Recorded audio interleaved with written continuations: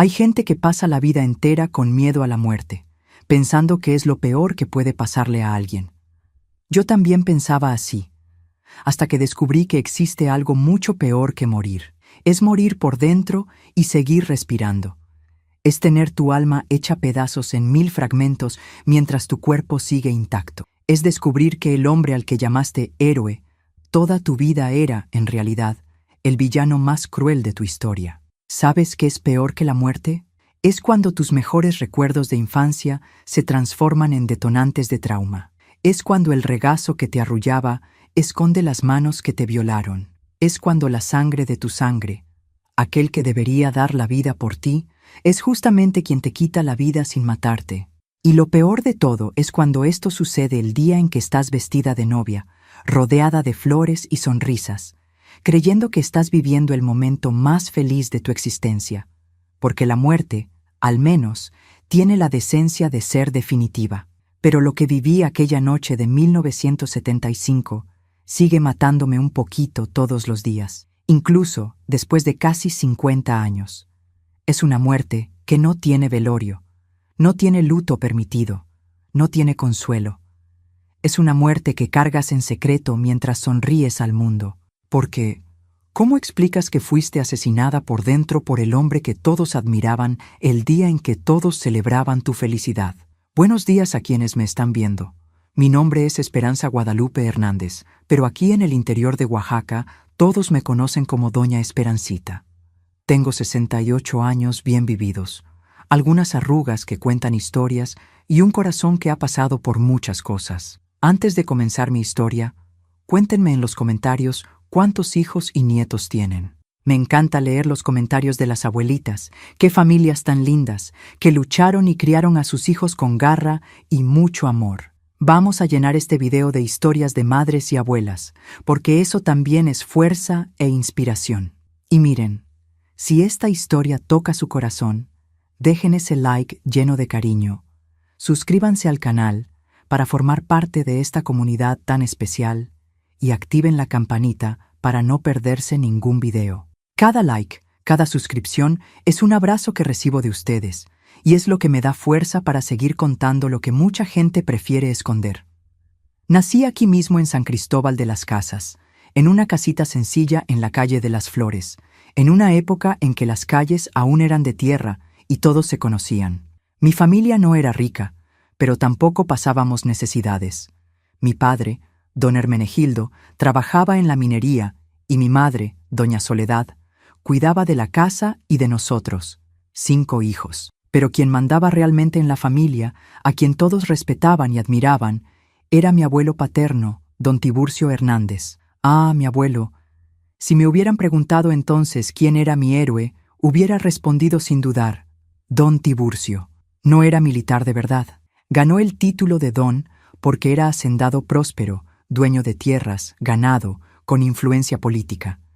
En San Cristóbal de las Casas, su palabra valía más que la ley. Cuando él hablaba, todos escuchaban. Cuando llegaba a la iglesia los domingos, la gente se levantaba para saludarlo. Los políticos de la región venían a pedirle consejos. Para mí, él era simplemente el abuelito más cariñoso del mundo. Siempre tenía un dulce en el bolsillo, siempre un regazo disponible, siempre una historia que contar. Cuando era pequeña, me sentaba en su rodilla en el corredor de la hacienda y me contaba sobre los tiempos antiguos, sobre cómo había construido todo aquello con sus propias manos. Sus ojos brillaban cuando me miraba. «Tú eres mi nietecita preferida, Esperancita», siempre decía. Y yo lo creía ciegamente. Don Tiburcio era un hombre apuesto, incluso con el cabello canoso y las arrugas del tiempo. Alto, fuerte, siempre bien vestido, con ese bigote recortado que él se esmeraba en mantener impecable. Tenía una voz firme, decidida, que inspiraba respeto y confianza. En el pueblo decían que era un hombre justo, generoso, que ayudaba a quien lo necesitaba. Cuando alguien pasaba dificultades, era él quien conseguía empleo, quien prestaba dinero, quien resolvía problemas. En casa, con la familia, era cariñoso, protector. Mi abuela, doña Custodia, lo trataba como si fuera un rey. Mis tíos y mi madre siempre pedían su opinión para todo. Ninguna decisión importante se tomaba sin consultar a don Tiburcio. Matrimonio, trabajo, mudanza, compra de casa, todo pasaba por él primero. Y conmigo tenía un cariño especial. Desde pequeña yo era la nietecita de sus ojos. Cuando cumplí 15 años, organizó una fiesta hermosa en la hacienda. Cuando terminé la preparatoria, me dio una cadena de oro que había pertenecido a mi bisabuela. «Para mi niña inteligente», dijo, abrazándome fuerte. Me sentía la nieta más afortunada del mundo. Crecí oyendo a todos en la familia hablar sobre lo afortunada que era de ser la preferida de don Tiburcio. Mis primos sentían celos.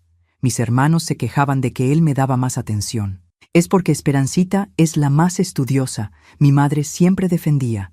«Es porque tiene el modo de la familia», decía mi padre. Pero yo sabía que era más que eso. Sentía que su cariño por mí era diferente, especial, único.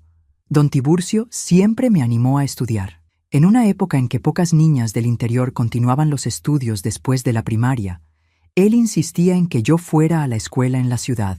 «Mi nietecita va a ser doctora», siempre decía con orgullo en la voz. Pagó mis estudios, mis libros, hasta un curso de mecanografía que yo quería hacer. Fue en uno de esos viajes a la ciudad para estudiar que conocí a Benito.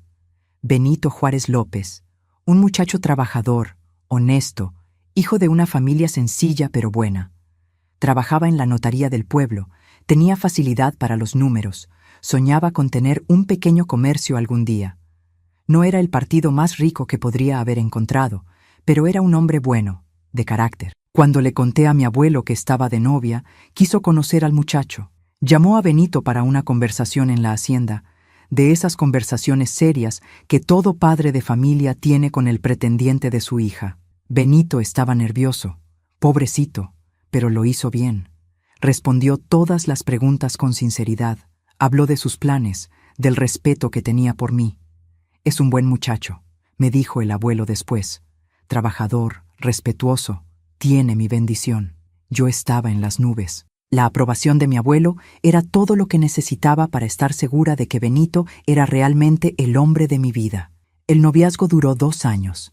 2 años de mucha planificación, porque mi abuelo quería que nuestra boda fuera el evento del año en San Cristóbal de las Casas.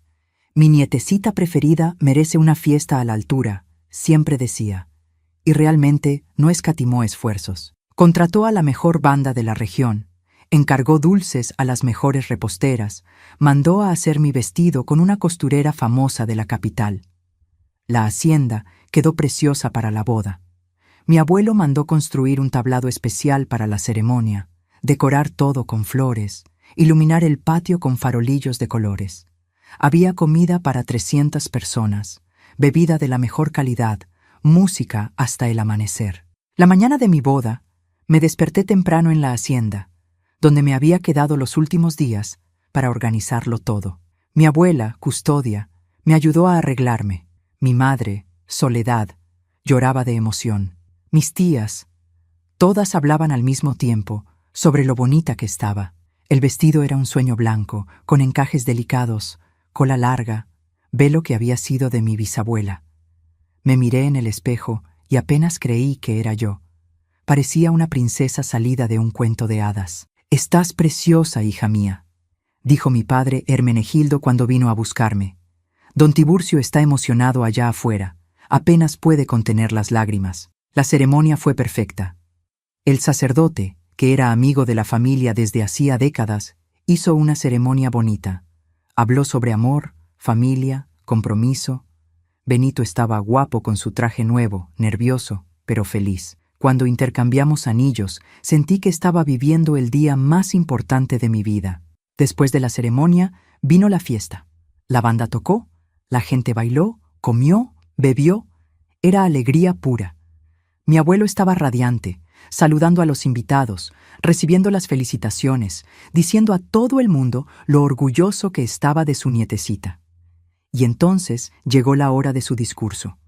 Don Tiburcio subió al tablado, pidió silencio y comenzó a hablar. Su voz poderosa resonó por todo el patio de la hacienda. «Mis amigos, mi querida familia», comenzó. «Hoy es un día especial para todos nosotros. Estamos aquí para celebrar la unión de mi nietecita más querida, Esperanza, con Benito, un muchacho al que ya considero como un nieto. Habló sobre mi infancia, sobre cómo siempre fui una niña especial, inteligente, cariñosa. Contó historias divertidas, momentos emocionantes. Habló sobre los sueños que tenía para mí. Su voz se quebró cuando dijo que me veía como a una hija, que yo era la luz de sus ojos. Esperancita, dijo, mirándome directamente. Siempre has sido mi niña especial. Desde pequeña supe que eras diferente a las demás. Tienes algo único, algo que me cautivó desde el primer día. Y hoy, viéndote ahí tan bonita, tan feliz, solo puedo agradecer a Dios por haberme dado el privilegio de ser tu abuelo. Las lágrimas corrieron por mi rostro. Todos aplaudieron emocionados. Incluso los hombres más duros del pueblo tenían los ojos húmedos. Fue el discurso más bonito que jamás he oído. En aquel momento, sintiéndome amada, protegida, rodeada por mi familia y por el hombre que acababa de convertirse en mi esposo, realmente creí que era la nieta más afortunada del mundo. El cariño de mi abuelo, ese amor especial que siempre me había demostrado, me hacía sentir única, elegida, bendecida. Poco sabía yo que, detrás de aquellos ojos cariñosos, de aquellas palabras dulces, de toda aquella protección, se escondían intenciones que una niña inocente como yo jamás podría imaginar. El hombre al que más amaba y respetaba en el mundo, que había organizado el día más feliz de mi vida, estaba a punto de transformarlo en la peor pesadilla que jamás he vivido. La fiesta estaba en su apogeo cuando mi abuelo bajó del tablado después de aquel hermoso discurso. La gente aún comentaba sus palabras, lo emocionante que había sido. Yo estaba bailando con mi marido, Benito, cuando sentí una mano en mi hombro. Esperancita, mi nietecita querida, era la voz de don Tiburcio. Ven acá, quiero darte un brindis especial. Lo miré y vi que traía 2 copas en las manos. El cristal brillaba bajo las luces de colores de los farolillos. El líquido dorado espumaba delicadamente. ¿Qué es eso, abuelito?, pregunté curiosa. Es champán francés, dijo con aquella sonrisa cariñosa de siempre. Guardé esta botella durante años, esperando el día de tu boda. Es un brindis solo para nosotros dos, antes de que termine la fiesta y te vayas con tu marido. Mi corazón se llenó de ternura. Incluso el día de mi boda, él seguía pensando en mí de forma especial. Benito sonrió también, encontrando bonito el gesto. Ve, amor, dijo mi marido. Es un momento especial entre ustedes. Tomé la copa que mi abuelo me ofrecía. Estaba fría, pesada, elegante. Nunca había bebido champán francés antes. En realidad, nunca había bebido nada más fuerte que el vino de misa. Por ti, mi nietecita más querida, dijo, levantando su copa. Por la mujer hermosa y especial en que te has convertido. Por todos los momentos únicos que vivimos juntos y por los que aún viviremos. Gracias, abuelito, respondí emocionada, por todo lo que usted hizo por mí, por todo el cariño, por haber organizado esta fiesta maravillosa. Brindamos y bebimos. El champán tenía un sabor diferente, algo amargo, más fuerte de lo que esperaba, pero era especial estar allí con él, teniendo ese momento íntimo en medio de la fiesta llena de gente. Bébelo todo, hija mía, dijo gentilmente. Es para dar suerte en el matrimonio. Obedecí. Siempre obedecía a mi abuelo. Me tomé toda la copa, aunque encontraba el sabor algo extraño. Él también se bebió la suya. Me dio un besito en la frente y me devolvió a Benito. Ahora pueden seguir bailando, dijo sonriendo. Disfruten bien la fiesta. Volví a los brazos de mi marido. La banda estaba tocando una canción romántica. La gente seguía celebrando, conversando, riendo. Todo era perfecto. Pero unos 20 minutos después, comencé a sentir algo extraño. Primero fue un mareo leve, que pensé que sería por la emoción del día. Después mis piernas empezaron a sentirse pesadas, como si estuvieran llenas de plomo. Benito, susurré a mi marido. Me siento algo rara. ¿Cómo así, amor?, preguntó preocupado. No sé, algo mareada, las piernas están débiles. Me sostuvo más firme. Debe ser cansancio, ¿no? Ha sido un día largo, mucha emoción. Intenté estar de acuerdo, pero la sensación estaba empeorando. Mi visión comenzó a nublarse. Las voces a mi alrededor parecían venir de muy lejos. Los farolillos de colores se convirtieron en manchas de luz bailando frente a mí. «Benito, creo que necesito sentarme», dije, pero mi voz salió pastosa, diferente. «Claro, amor, vamos a buscar una silla». Pero antes de que pudiéramos movernos, mi abuelo apareció a nuestro lado, como si hubiera percibido mi malestar desde lejos. «¿Qué pasa, Esperancita? ¿No te sientes bien?» «Está algo mareada, don Tiburcio», explicó Benito. «Creo que es cansancio». Mi abuelo me miró con aquella expresión de preocupación que conocía tan bien.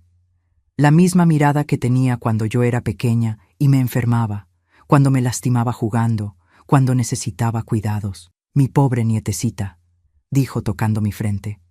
«Debe ser realmente el cansancio. Ha sido mucho para un solo día y el champán puede haber pesado también.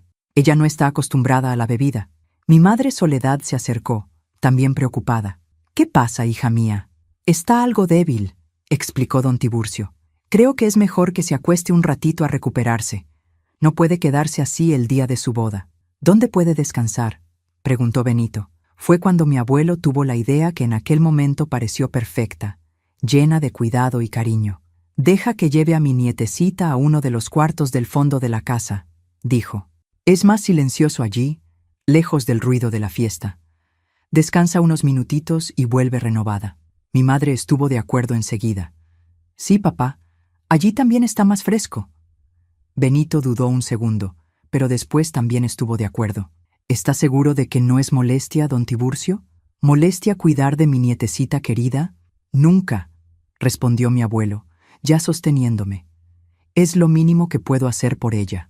En aquel momento, su actitud me pareció lo más natural del mundo. Siempre había sido así. Cuando yo lo necesitaba, él estaba allí. Cuando me lastimaba, él me cargaba.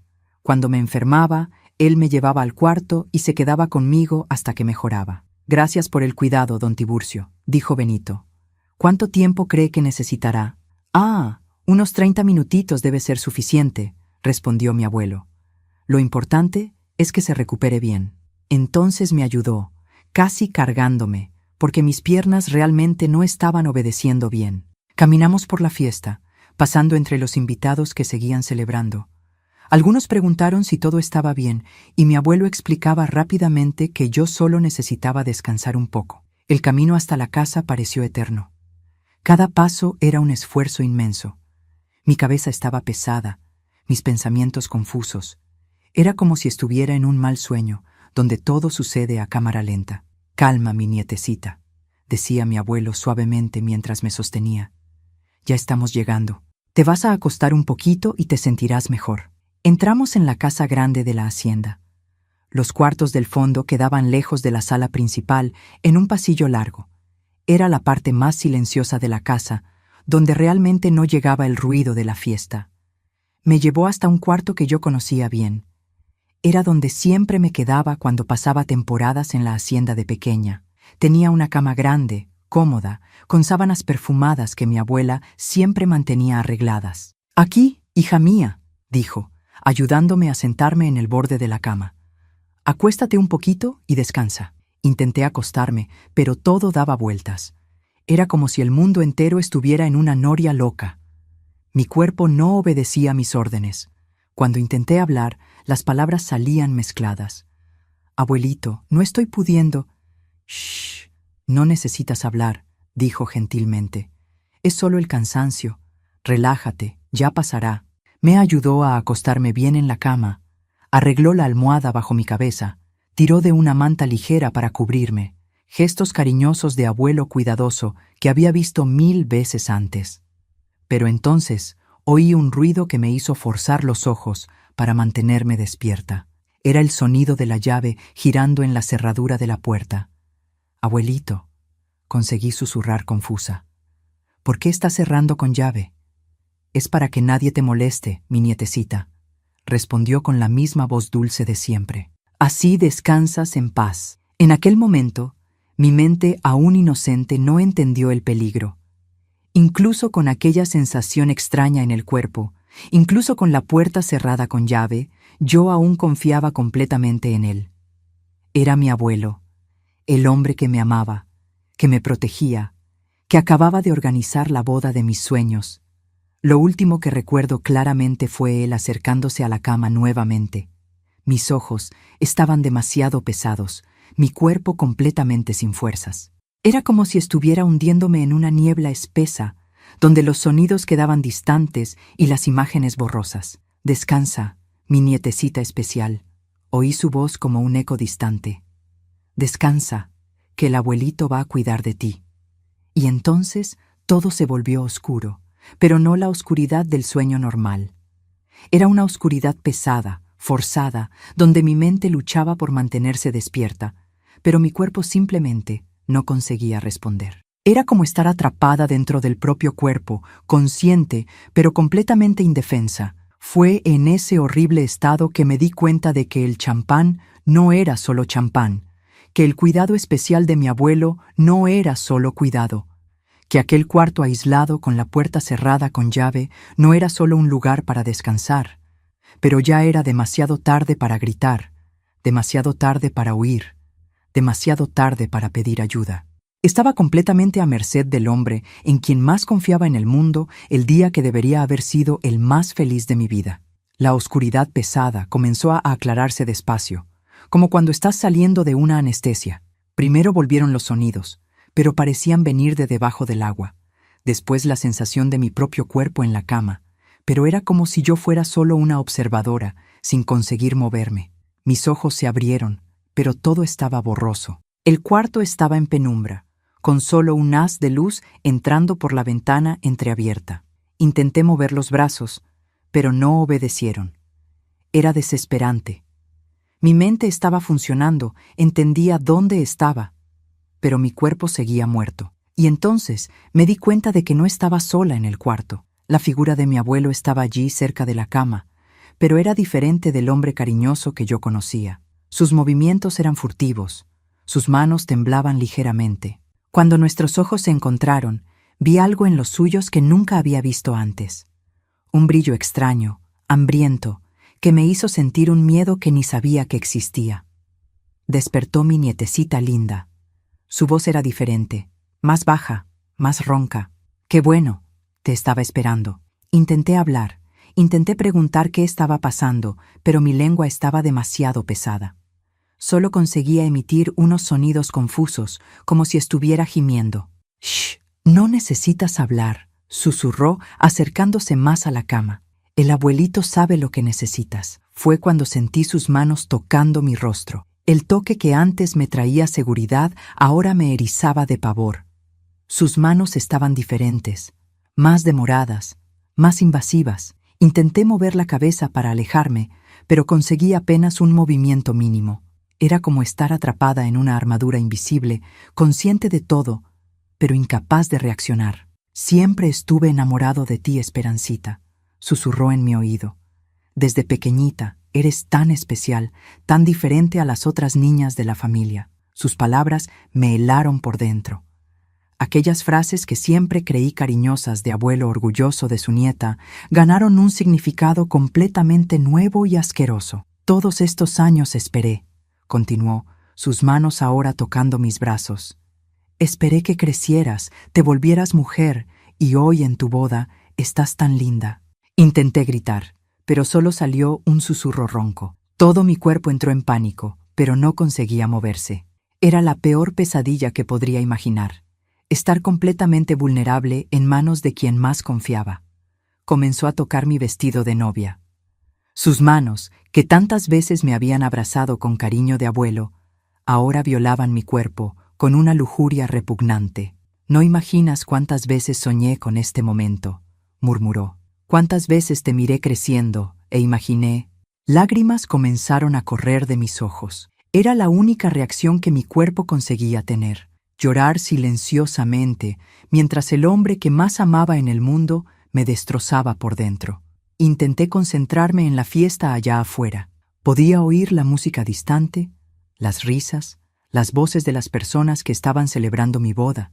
Mi marido estaba allí, mi familia, mis amigos, todos pensando que yo estaba solo descansando. «Nadie va a sospechar», dijo, como si estuviera leyendo mis pensamientos. Todos piensan que el abuelito Tiburcio es un santo, un hombre de bien cuidando de la nietecita enferma. Sus manos seguían explorando mi cuerpo indefenso.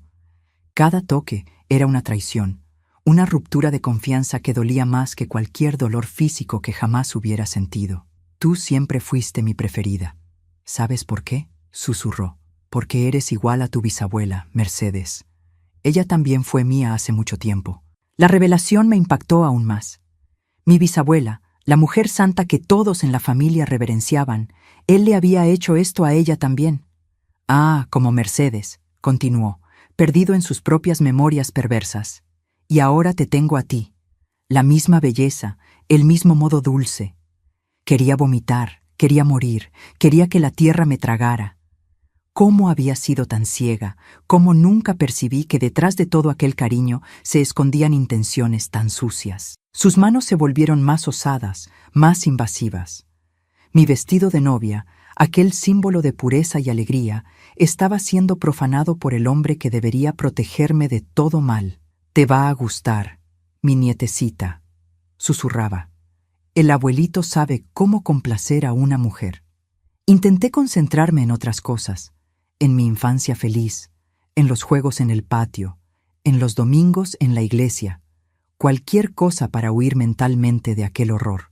Pero entonces oí un ruido que me hizo forzar todos los músculos para prestar atención. Pasos acercándose por el pasillo. «Esperancita», era la voz de Benito. «Esperancita, amor, ¿estás bien ahí?» Mi corazón se aceleró. Mi marido había venido a buscarme. Intenté gritar, hacer cualquier ruido, pero mi voz aún no funcionaba bien. Mi abuelo se congeló por un segundo. Después susurró en mi oído. «Quédate calladita. No queremos estropear la fiesta, ¿verdad?» Los pasos se acercaron más. Oí la voz de Benito nuevamente, más cerca ahora. «Don Tiburcio, ¿está ahí? ¿Esperancita está mejor?» Mi abuelo se alejó rápidamente de mí. Arregló su ropa, se pasó la mano por el cabello. En segundos volvió a ser el abuelito servicial de siempre. «Sí, hijo mío», respondió, pero no abrió la puerta. «Está descansando, aún algo débil». «¿Puedo verla?», insistió Benito. «Mejor no despertarla ahora», respondió mi abuelo. «Está durmiendo profundamente. Debe ser el efecto del champán». Hubo una pausa. Sentí que Benito estaba dudando, probablemente preguntándose si debía insistir o no. «¿Estás seguro de que está bien?», preguntó nuevamente. «Claro que sí. La estoy cuidando, ¿no?». Otra pausa. Mi corazón latía tan fuerte que pensé que iba a explotar en mi pecho.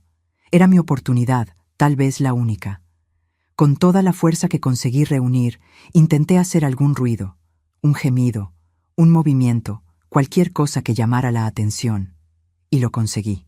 Un sonido bajito, casi imperceptible, pero que salió de mi garganta. «¿Qué ruido fue ese?», preguntó Benito, alerta. «Debe ser ella moviéndose en sueños», respondió mi abuelo rápidamente. «Normal», pero Benito no se convenció. Lo oí tocando el picaporte de la puerta. «¿Por qué está cerrado con llave?». Su voz cambió de tono. Se volvió más suspicaz. «Es para que nadie moleste», explicó mi abuelo, pero percibí nerviosismo en su voz por primera vez. «Solo quiero ver si mi esposa está bien», insistió Benito, más firme ahora. Hubo un momento de tensión silenciosa. Entonces oí la llave girando en la cerradura. «Claro, hijo mío», dijo mi abuelo, tratando de sonar casual. «Solo no hagas ruido para no despertarla». La puerta se abrió despacio. La luz del pasillo invadió el cuarto en penumbra. Vi la silueta de mi marido en la puerta, mirando hacia adentro. Durante algunos segundos no dijo nada. Estaba tratando de entender la escena. Yo acostada en la cama, aparentemente durmiendo, mi abuelo de pie a su lado. Pero entonces sus ojos se acostumbraron a la penumbra y notó detalles que no debería haber visto. Mi vestido estaba desarreglado de una forma que no tenía sentido si yo estuviera solo durmiendo. Mi cabello estaba demasiado despeinado. Mis lágrimas aún mojaban mi rostro. «Esperancita», llamó preocupado, dando un paso dentro del cuarto. Fue cuando conseguí emitir otro sonido, más claro esta vez. Un gemido de desesperación que cargaba todo el horror que estaba viviendo. Benito me miró más atentamente y vio que mis ojos estaban abiertos, pero vidriosos, que yo no estaba durmiendo, sino en algún estado extraño. ¿Qué está pasando aquí? Su voz se volvió más alta, más dura. Nada, hijo mío. Mi abuelo intentó mantener la calma. Ella solo está... Pero Benito no lo dejó terminar. Dio algunos pasos más dentro del cuarto, llegó cerca de la cama, y fue entonces que lo vio todo. El estado de mi vestido, la forma como yo estaba acostada, el terror en mis ojos, las lágrimas y, principalmente, vio que mi abuelo también tenía la ropa desarreglada. «Dios mío», susurró, la voz temblando de shock y rabia. «¿Qué le hizo usted? No es nada de lo que estás pensando». Mi abuelo intentó explicarse, pero su voz ya no tenía aquella firmeza de siempre. «Esperancita», gritó Benito corriendo hacia mí. «Esperancita, háblame». Intenté responder, intenté moverme, pero aún estaba atrapada en aquel cuerpo que no me obedecía. Solo conseguí llorar más fuerte. Fue cuando Benito lo entendió todo. La bebida extraña, el cuidado excesivo de mi abuelo, el cuarto aislado, la puerta cerrada con llave, mi estado alterado. El grito que salió de su garganta fue un grito de dolor puro, de rabia animal, de quien acaba de descubrir que la persona en quien más confiaba había cometido el peor crimen posible contra quien más amaba. ¡Maldito, desgraciado! Y entonces se lanzó sobre mi abuelo con una furia que nunca imaginé que mi gentil marido pudiera tener. El sonido de los cuerpos chocando resonó por el cuarto. Benito, que siempre fue un hombre tranquilo, educado, se transformó en una fiera. Nunca vi tanta rabia en alguien. Agarró a mi abuelo por el cuello de la camisa y lo lanzó contra la pared con una fuerza que no sabía que tenía. «¡Asqueroso! ¡Animal!», gritaba mientras daba puñetazos en el rostro de don Tiburcio. «¿Cómo pudiste hacerle esto a ella?». Mi abuelo, incluso siendo un hombre fuerte, estaba en desventaja. La rabia de Benito era de una intensidad aterradora. Golpeaba y gritaba, y yo allí en la cama, aún sin poder moverme bien, asistiendo a aquella escena que parecía salida de una película de terror. «¡Para! ¡Para!», gemía mi abuelo, tratando de protegerse de los golpes. «No entiendes. No es lo que parece. No es lo que parece». El grito de Benito fue tan alto que seguramente toda la fiesta lo oyó. «Vi todo, maldito. Vi lo que le estabas haciendo a mi esposa». Los gritos llamaron la atención afuera. Comencé a oír voces acercándose, pasos corriendo por el pasillo. La confusión se estaba extendiendo. «¿Qué ruido es ese?». Oí la voz de mi padre, Hermenegildo. «Parece que viene de los cuartos del fondo», dijo alguien que no identifiqué. Benito seguía golpeando a mi abuelo, que ahora estaba en el suelo, con el rostro sangrando. Era una escena horrible, pero al mismo tiempo yo sentía una satisfacción extraña viendo a aquel hombre siendo golpeado después de lo que me había hecho. «¡Vengan acá! ¡Vengan a ver lo que este monstruo hizo!», gritó Benito a quienes llegaban. Mi padre fue el primero en entrar al cuarto, seguido por mis tíos y por algunas otras personas de la fiesta. Lo que vieron los dejó en shock total. Benito encima de don Tiburcio, golpeándolo como un loco. Yo en la cama claramente alterada, lágrimas en el rostro, vestido desarreglado. «Benito, ¿qué locura es esta?», gritó mi padre, tratando de entender la situación. «¿Locura?». Benito se volvió hacia él, los ojos inyectados de rabia. «La locura es lo que este demonio le hizo a su hija». «¿De qué estás hablando?», preguntó confuso mi tío Juvenal. «Drogó a Esperancita, puso algo en su champán», gritaba Benito, gesticulando furiosamente. «La trajo aquí, fingiendo que iba a cuidarla, y abusó de mi esposa». El silencio que cayó en el cuarto fue ensordecedor. Todos me miraron, después a mi abuelo caído en el suelo, después unos a otros, tratando de procesar lo que acababan de oír. «Eso es mentira», gritó mi abuelo desde el suelo, escupiendo sangre. «Este muchacho enloqueció, está inventando cosas». «¿Mentira?». Benito volvió sobre él. «Entonces explica por qué la puerta estaba cerrada con llave. Explica por qué ella está en ese estado. Explica por qué tu ropa está desarreglada». Mi madre Soledad entró en el cuarto en ese momento y casi se desmayó cuando vio la escena. Corrió hacia mí. «Esperancita, hija mía, ¿qué pasó?». Lloraba, tratando de hacerme reaccionar. Conseguí susurrar algunas palabras. Mi voz aún estaba pastosa, pero ya funcionaba un poco mejor. Mamá, el champán, fue suficiente para que ella entendiera. Vi el rostro de mi madre transformarse. La confusión se volvió comprensión, después horror, después una rabia que nunca había visto en ella. «¡Papá!», gritó, mirando a don Tiburcio. «¿Qué le hizo a mi hija?» «Soledad, hija mía, tú me conoces», intentó apelar a ella. «Yo jamás haría una cosa así. Este muchacho está loco». Pero mi madre no era tonta. Conocía las señales, conocía mi comportamiento, vio mi estado, vio las lágrimas, vio la desesperación en mis ojos. Dios mío del cielo», repetía, pasando las manos por mi cabello. «Hija mía, ¿qué te hizo?». Más gente llegó al cuarto. Mi abuela custodia, mis hermanos, varios invitados de la fiesta. Pronto el pequeño cuarto estaba lleno de gente tratando de entender qué estaba pasando. La reacción de las personas fue dividida. Algunos, principalmente los hombres más jóvenes, se pusieron del lado de Benito, queriendo también golpear a mi abuelo.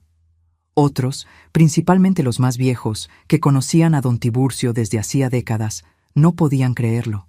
«Esto no puede ser verdad», dijo mi tío Florencio. «Don Tiburcio es un hombre de bien. Debe haber alguna confusión». «¿Confusión?». Benito se volvió hacia él furioso. «Entonces ven aquí a ver el estado de mi esposa. Ven a ver si esto es confusión».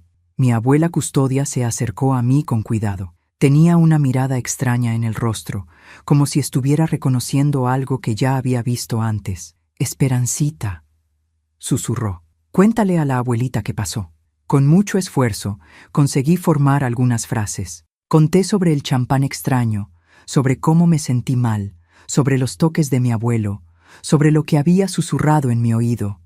Cada palabra mía era como un puñetazo en el estómago de quien escuchaba. Vi a mi padre ponerse blanco, a mis hermanos cerrando los puños, a mi madre llorando descontroladamente. Pero fue la reacción de mi abuela la que más me llamó la atención. No parecía sorprendida, parecía confirmada, como si algo que ya sospechaba finalmente hubiera sido revelado. «¡Custodia!», imploró mi abuelo desde el suelo. «Tú sabes que yo no haría esto. Estamos casados hace 40 años». Mi abuela lo miró con un desprecio que heló la sangre de todos en el cuarto. 40 años, repitió con voz temblorosa. 40 años fingiendo que no veía. 40 años haciéndome la ciega. El cuarto quedó en silencio mortal. ¿Qué estaba diciendo? «Custodia», mi abuelo intentó interrumpir. «¡Cállate!», explotó ella por primera vez en la vida. 40 años sabiendo que tenías ese problema. 40 años rezando para que no hicieras con las nietas lo que hiciste con nuestras hijas. La bomba explotó en el cuarto. ¿Las hijas? ¿Había abusado de sus propias hijas? «¿Qué historia es esa, mamá?», preguntó mi padre con voz temblorosa. Mi abuela lo miró con lágrimas en los ojos. Tu padre siempre tuvo esa enfermedad, Hermenegildo, desde que tus hermanas eran pequeñas. Yo lo sabía, pero en aquella época no se hablaba de esas cosas, no se denunciaba al marido. Pensé que con ustedes creciendo, con las niñas casándose, él pararía». Mamá, mi tía Nivalda, que estaba en el cuarto, se puso blanca como el papel. «Perdóname, hija mía», lloró mi abuela. «Perdona a tu madre por no haberte protegido. Perdona por haber sido cobarde». La confesión de mi abuela lo cambió todo. Las personas que aún dudaban quedaron en shock. La máscara de don Tiburcio había caído definitivamente. Mi tío Juvenal, que siempre fue el más explosivo de la familia, se alejó de mí y fue directo hacia mi abuelo. «Maldito, ¿también le hiciste esto a mi hermana?», gritó, dando patadas al hombre caído. «¿Con Mercedes también?». Mi abuela continuó confesando, como si necesitara sacar fuera 40 años de secretos guardados. «Tu bisabuela, Esperancita, él también lo hizo con ella cuando era joven. Por eso ella se volvió medio loca al final de su vida. Por eso hablaba sola. Nunca lo olvidó. Cada revelación era peor que la anterior. Generaciones de mujeres de nuestra familia habían sido víctimas de aquel monstruo y nadie había hablado nunca. «¿Y tú sabías todo y nunca hiciste nada?», gritó mi padre a mi abuela, también enfurecido. ¿Qué podía hacer? Lloró ella. Era otra época, Hermenegildo. La mujer no tenía voz, no tenía derecho. Si hablaba, ¿quién iba a creerme contra un hacendado respetado? Me amenazaba. Decía que me internaría en el manicomio si abría la boca. La discusión se estaba volviendo cada vez más intensa. Todos gritando al mismo tiempo, unos culpando a otros, unos defendiendo, otros atacando. Mi abuelo en el suelo, recibiendo golpes de vez en cuando que alguien pasaba cerca de él. Y yo allí en la cama, aún medio drogada, viendo a mi familia hacerse pedazos en cuestión de minutos. La boda de mis sueños se había convertido en la pesadilla de toda una vida. Fue cuando oí sirenas acercándose desde fuera. Alguien había llamado a la policía. «¡Bien!», gritó Benito. «Ahora este demonio va a pagar por lo que hizo». Pero yo sabía que no sería tan simple. Conocía mi pueblo, conocía la influencia de mi abuelo. Incluso con todas las pruebas, incluso con todas las confesiones, la lucha apenas comenzaba. El ruido de las sirenas se hizo más fuerte, los policías estaban llegando, mi fiesta de boda había terminado, mi familia estaba destrozada. Pero al menos, por primera vez en generaciones, la verdad sobre don Tiburcio estaba siendo expuesta. Los policías entraron en la hacienda como si estuvieran invadiendo un territorio enemigo. 2 hombres uniformados, uno mayor que claramente conocía a mi abuelo, otro más joven que parecía confuso con toda aquella situación. «¿Qué confusión es esta aquí?», preguntó el sargento Ademir, el mayor, mirando alrededor del cuarto lleno de gente. «¡Sargento!». Benito fue directo al grano. «Este hombre drogó y abusó de mi esposa el día de nuestra boda». El sargento miró a mi abuelo en el suelo, después a mí en la cama, después de vuelta a Benito. Su expresión era la de quien no quería estar allí. «Don Tiburcio», dijo, ayudando a mi abuelo a levantarse, «usted está herido, necesita atención médica». «Necesita ir a la cárcel», gritó mi tío Juvenal. «Ese monstruo abusó de nuestra niña». «Calma, calma». El sargento intentó controlar la situación.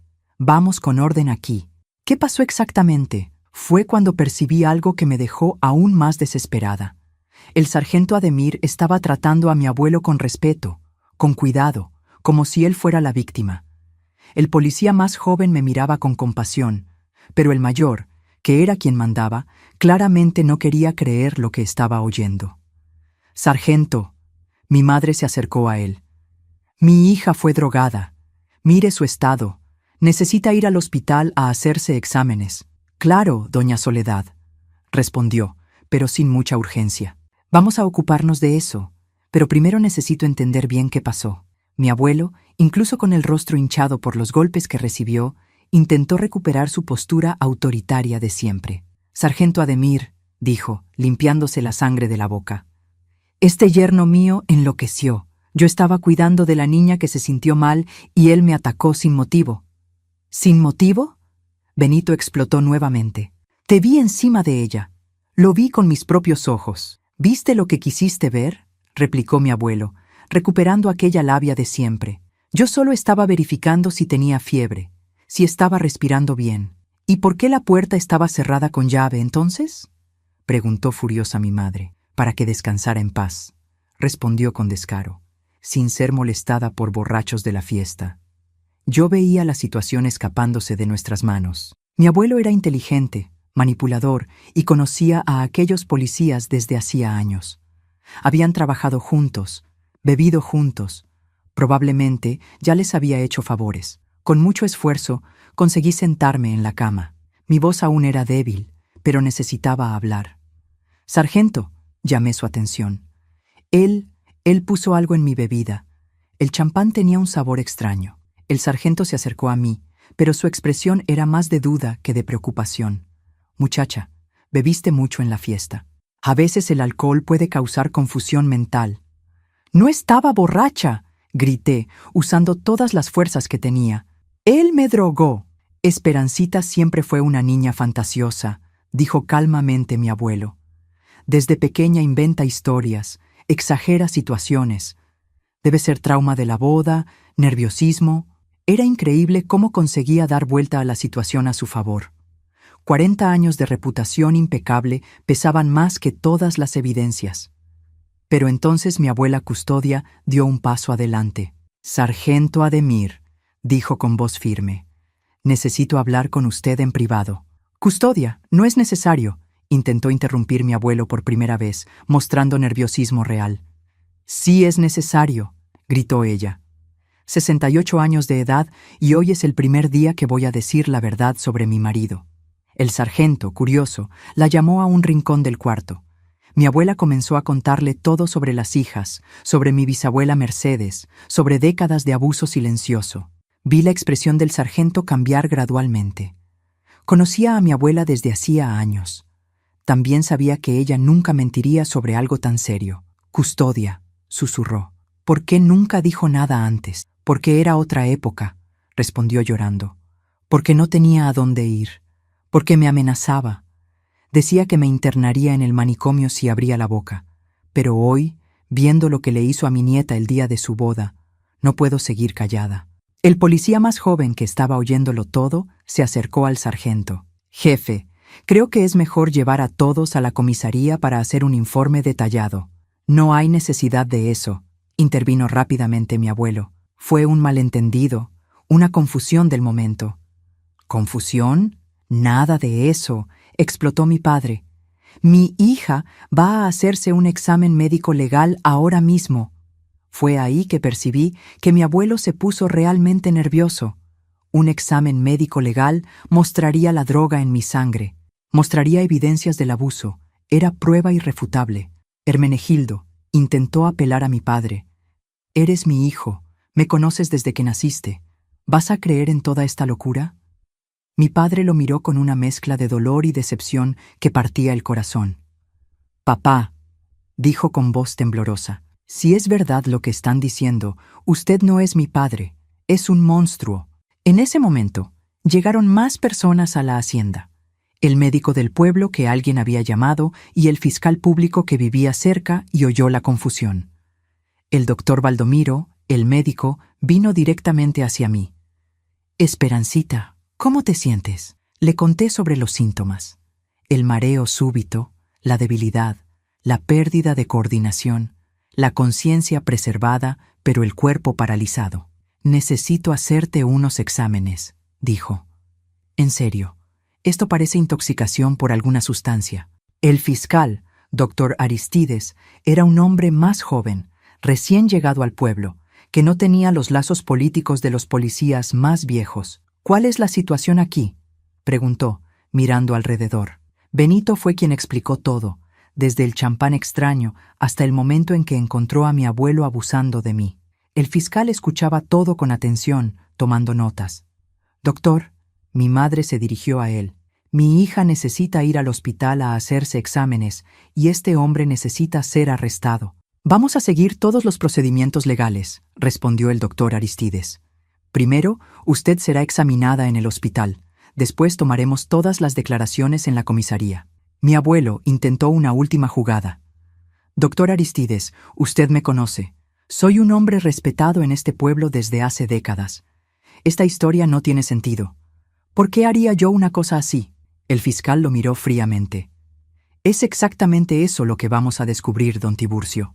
Mientras tanto, los invitados de la fiesta que aún estaban en la hacienda comenzaron a irse. Algunos cuchicheaban entre sí, claramente impactados. Otros parecían no creer lo que habían presenciado. La noticia iba a extenderse por el pueblo como fuego en pasto seco. Hasta el amanecer, todos en San Cristóbal de las Casas sabrían que el respetado don Tiburcio había sido acusado de abusar de su propia nieta el día de su boda. Me llevaron al hospital en Tuxtla Gutiérrez, la ciudad mayor más cercana.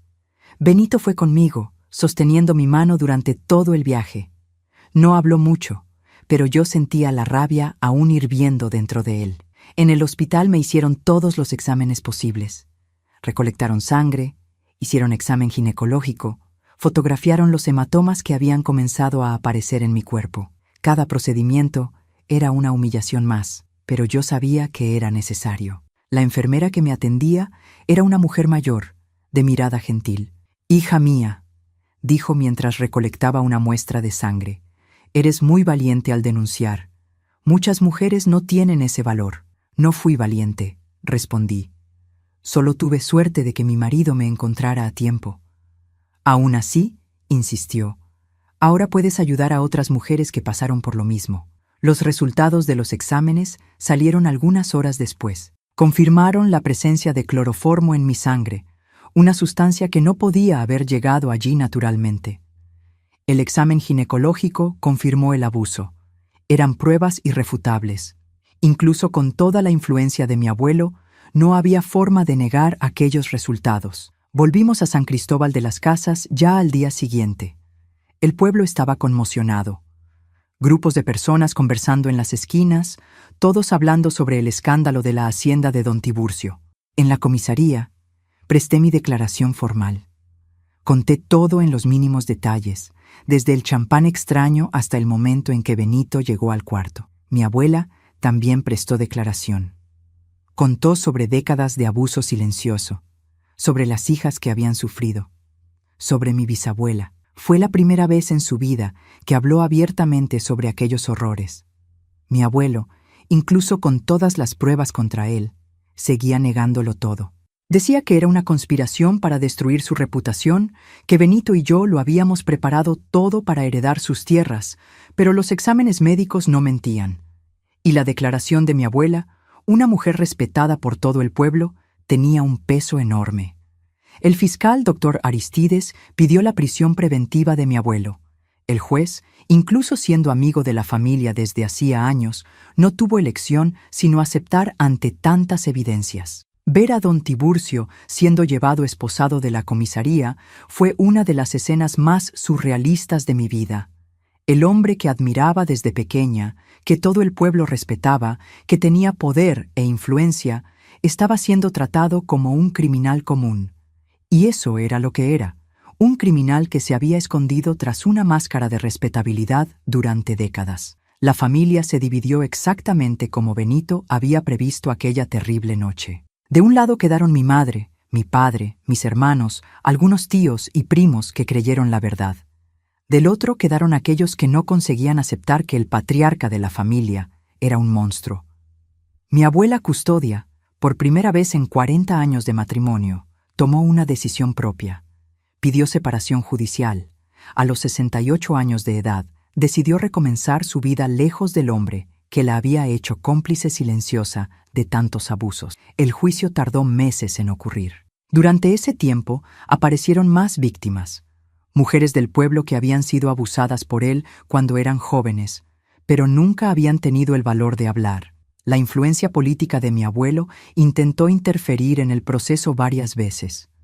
Contrataron abogados poderosos, presionaron a testigos, incluso intentaron sobornar al fiscal, pero la verdad era más fuerte que cualquier influencia. Al final, don Tiburcio fue condenado a 20 años de prisión por violación de persona vulnerable, corrupción de menores y formación de cuadrilla para encubrir crímenes sexuales. 20 años. A los 74 años de edad, probablemente moriría en la cárcel. La sentencia trajo alivio, pero no paz. El trauma de lo que pasó aquella noche permaneció conmigo mucho tiempo. Tuve que hacer terapia, enfrentar pesadillas, lidiar con la desconfianza y el miedo. Mi matrimonio con Benito, que debería haber comenzado con alegría, comenzó con cicatrices profundas. Pero él me dio la mayor prueba de amor que alguien puede dar. Se quedó a mi lado, me apoyó, luchó por mí cuando yo no tenía fuerzas para luchar por mí misma. El pueblo nunca más fue el mismo después del escándalo. La reputación de don Tiburcio se extendió por toda la región. San Cristóbal de las Casas dejó de ser el pueblo tranquilo, donde todos se conocían, para ser el lugar donde el peor crimen ocurrió en el día que debería haber sido el más feliz, pero también trajo cambios positivos. Otras mujeres se sintieron animadas a denunciar abusos. Se creó un grupo de apoyo en el pueblo. La gente comenzó a hablar más abiertamente sobre violencia doméstica y abuso sexual. Mi historia, por más dolorosa que fuera, acabó sirviendo para romper el silencio de décadas y proteger a otras potenciales víctimas. Los años que siguieron fueron de reconstrucción. No fue fácil, no fue rápido, Pero poco a poco, Benito y yo conseguimos construir una vida juntos sobre los escombros de aquella terrible noche. Nos mudamos de San Cristóbal de las Casas 2 años después del juicio. El pueblo era demasiado pequeño, las heridas aún muy abiertas. Todo el mundo conocía nuestra historia, y por más solidaridad que algunas personas mostraran, también había quienes nos miraban con curiosidad morbosa o incluso con desconfianza. Fuimos a Ciudad de México, donde Benito consiguió empleo en una empresa de contabilidad y yo pude recomenzar lejos de las miradas juzgadoras. En la capital, éramos solo una pareja joven más tratando de construir un futuro. El primer año en Ciudad de México fue difícil. Tenía pesadillas constantes, ataques de pánico cuando veía hombres que me recordaban a mi abuelo. Cualquier toque inesperado, incluso de mi propio marido, me hacía temblar. Benito tuvo una paciencia infinita conmigo. Nunca me presionó, nunca se irritó con mis crisis. Siempre me recordaba que teníamos tiempo, que iríamos a mi ritmo. Esperancita, siempre decía cuando me veía entrando en una de esas crisis, ya no eres aquella niña indefensa. Eres una mujer fuerte que tuvo el valor de enfrentar a un monstruo. Y yo siempre estaré aquí a tu lado. La terapia me ayudó mucho.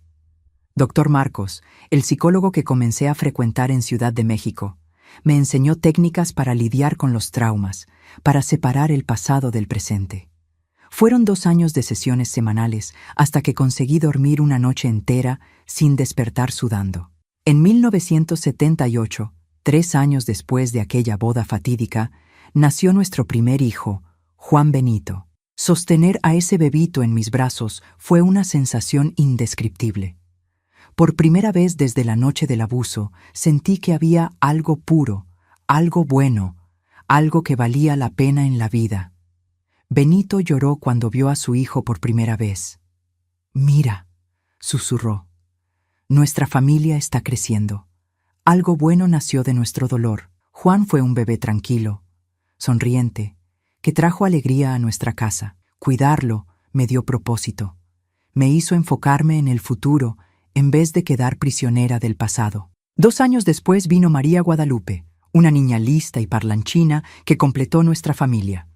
Conforme pasaron los años, las heridas fueron cicatrizando. No desaparecieron completamente. Traumas así nunca desaparecen por completo, pero se fueron volviendo más soportables. Aprendí a vivir con ellas, a no dejar que controlaran mi vida. En 1982 recibí una noticia por correo que me impactó profundamente. Mi abuelo, don Tiburcio, había muerto en prisión de un ataque cardíaco a los 81 años. 7 años después de la condena, finalmente había pagado su deuda con la vida. Cuando leí la carta, sentí una extraña mezcla de alivio y tristeza. Alivio porque aquel monstruo nunca más podría lastimar a nadie. Tristeza por el recuerdo del hombre que yo creía que era cuando niña, antes de descubrir su verdadero rostro. «¿Cómo te sientes?», preguntó Benito cuando le mostré la carta. «Libre», respondí tras pensarlo un tiempo. «Por primera vez en años me siento completamente libre». No fuimos al entierro. Mi abuela Custodia, que se había mudado a Tuxtla Gutiérrez y reconstruido su vida a los 70 años, tampoco fue. «Murió para mí hace mucho tiempo», dijo cuando la busqué para hablarle sobre su muerte. Los años 80 fueron tranquilos para nuestra familia. Benito prosperó en la empresa. Yo me dediqué a criar a los niños y más tarde volví a estudiar. Siempre tuve deseos de ser maestra y a los 35 años finalmente realicé ese sueño. Dar clases me trajo una satisfacción enorme. Trabajar con niños me permitió hacer algo positivo, contribuir a formar personas mejores y, de cierta forma, estar siempre alerta a las señales de abuso en los niños de la escuela fue mi manera de evitar que otros pasaran por lo que yo pasé. Durante mi carrera como maestra, identifiqué al menos 5 casos de abuso infantil y conseguí ayudar a esos niños. Fue doloroso revivir mi propia historia en cada caso, pero saber que pude hacer la diferencia en sus vidas compensaba cualquier sufrimiento. Juan creció y se convirtió en abogado, especializándose en derecho familiar. «Quiero ayudar a familias que pasaron por situaciones como la nuestra», siempre decía. María Guadalupe se hizo médica pediatra. «Quiero cuidar de los niños, proteger a los pequeñitos», era su respuesta cuando le preguntaban sobre su elección profesional. Ambos siempre supieron la historia de la familia, pero de forma adaptada a su edad. Conforme fueron creciendo, les fui contando más detalles, siempre enfatizando que conseguimos superarlo, que construimos una vida buena a pesar del trauma inicial. «Mamá», me dijo Juan un día, cuando ya era un hombre hecho y derecho, «usted es la persona más fuerte que conozco. Lo que ocurrió fue horrible, pero la forma en que lo enfrentó, cómo nos crió, cómo ayudó a otras personas, eso es inspirador». En 2008, cuando me jubilé de la escuela a los 52 años, decidí hacer algo que venía planeando desde hacía mucho tiempo. Abrí un grupo de apoyo para mujeres víctimas de violencia sexual en Ciudad de México. El Renacer, como lo llamamos, se reunía todos los jueves en un saloncito cedido por la iglesia del barrio. Al principio, éramos solo 5 mujeres, yo, que facilitaba el grupo, y 4 participantes, todas con historias diferentes, pero con el dolor común de haber sido violentadas por personas en quienes confiaban. Con el tiempo, el grupo creció. Llegamos a tener 20 mujeres participando regularmente. Durante los 15 años en que coordiné el Renacer, ayudé a más de 200 mujeres a reconstruir sus vidas tras traumas sexuales. Fueron historias de hijas abusadas por padres, esposas violadas por maridos, niñas abusadas por parientes. Cada historia dolía como si fuera mía, pero también me daba fuerzas para continuar.